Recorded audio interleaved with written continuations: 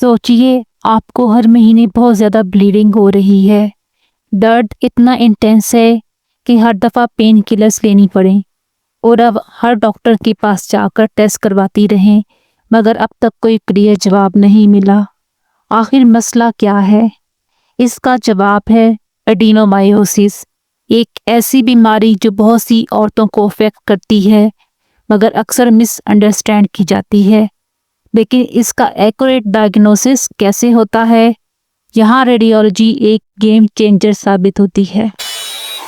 Welcome to radiology insights.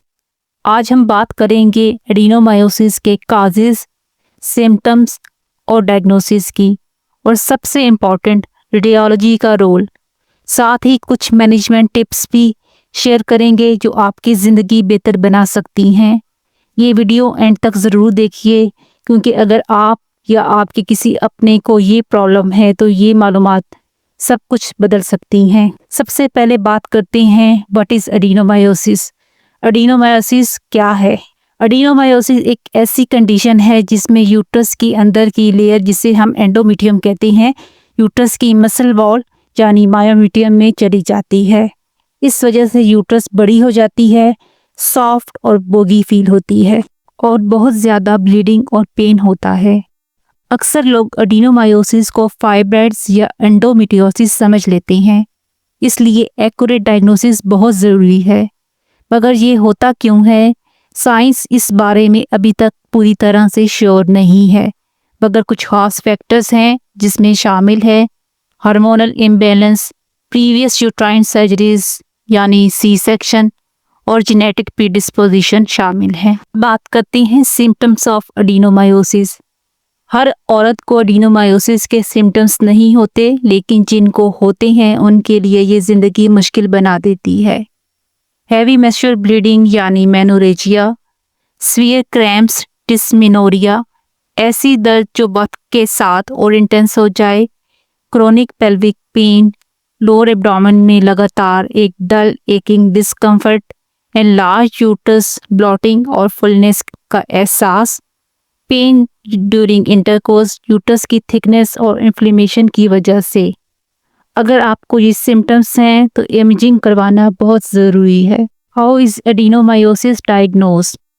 Adenomyosis का diagnosis सिर्फ symptoms से कंफर्म नहीं हो सकता।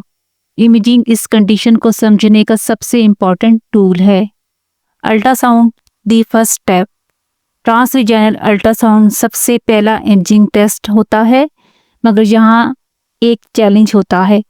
एडिनोमायोसिस फाइब्रॉइड्स की जैसा लग सकता है, इस वजह से डिफरेंशिएट करना मुश्किल हो जाता है।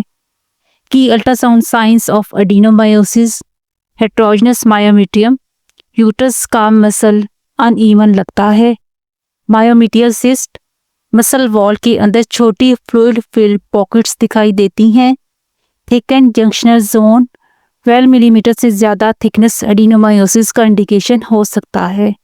लेकिन अगर अल्ट्रासाउंड कंक्लूसिव ना हो तो एमआरआई बेस्ट ऑप्शन होती है। MRI the most accurate test. MRI एक हाई रेजोल्यूशन इमेजिंग टेक्निक है जो यूट्रस की डिटेल व्यू देती है। ये तब काम आता है जब अल्ट्रासाउंड पे क्लियर डायग्नोसिस ना हो। MRI features include junctional zone की थिकनेस मोर देन 12 मिलीमीटर, ये एक स्ट्रॉन्ग डायग्नोस्टिक साइन है। T2 वेटेड इमेजेस पे dark areas, endometrial tissue uterus की मसल के अंदर चला जाता है। यूट्रस एनलार्ज और एसिमेट्रिक लगता है। एमआरआई सिर्फ एडिनोमायोसिस कंफर्म नहीं करता, बल्कि फाइब्रॉइड्स और एंडोमेट्रियोसिस को एक्सक्लूड भी करता है, जो इसको एक गोल्ड स्टैंडर्ड रेडियोलॉजी टेस्ट बनाता है। अब बात करते हैं management tips living with adenomyosis. अगर एडिनोमायोसिस डायग्नोस हो जाए तो अगला स्टेप मैनेजमेंट होता है। हर पेशेंट के लिए ट्रीटमेंट डिफरेंट होता है, मगर कुछ खास इंपॉर्टेंट स्टेप्स हैं जो मददगार साबित हो सकते हैं। पेन किलर्स, एनसेड्स जैसे आइबुप्रोफेन, जो पीरियड्स क्रैम्प को कंट्रोल करने में मदद देती हैं। Hormonal therapy, birth control pills, progesterone IUDs या GnRH एनालॉग्स जो ब्लीडिंग और पेन को कंट्रोल करते हैं। यूट्राइन आर्टरी एम्बोलाइजेशन, एक radiology guided minimally invasive procedure जिसमें एडिनो मायोटिक एरियाज की ब्लड सप्लाई ब्लॉक की जाती है। Hysterectomy last option. अगर सीवियर कंडीशन हो और कोई ट्रीटमेंट काम ना करे तो यूट्रस रिमूव करना ज़रूरी हो सकता है। लेकिन अच्छी बात यह है कि बहुत सी औरतें हार्मोनल थेरेपी और लाइफस्टाइल चेंजेस से रिलीफ पा लेती हैं। एडिनोमायोसिस अक्सर मिसडायग्नोज या इग्नोर हो जाता है, लेकिन मॉडर्न रेडियोलॉजी टेक्निक्स की मदद से हम इसको जल्दी डायग्नोस और बेटर मैनेज कर सकते हैं।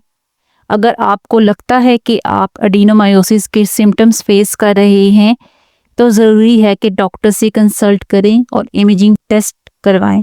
रेडियोलॉजी सिर्फ डिजीज़ डायग्नोस नहीं करती बल्कि ज़िंदगी बदलती है। अगर ये वीडियो आपके लिए हेल्पफुल रही तो लाइक करें, शेयर करें और रेडियोलॉजी इनसाइट्स को सब्सक्राइब करें ताकि आपको और भी इंफॉर्मेटिव वीडियोस मिलती रहें। कि कोई क्वेश्चंस हैं या आप अपना एक्सपीरियंस शेयर करना चाहते हैं, कमेंट्स में लिखिए। मुझे आपकी राय जानकर खुशी होगी। मिलते हैं अगली वीडियो में एक नए टॉपिक के साथ। तब तक के लिए खुदा हाफिज़।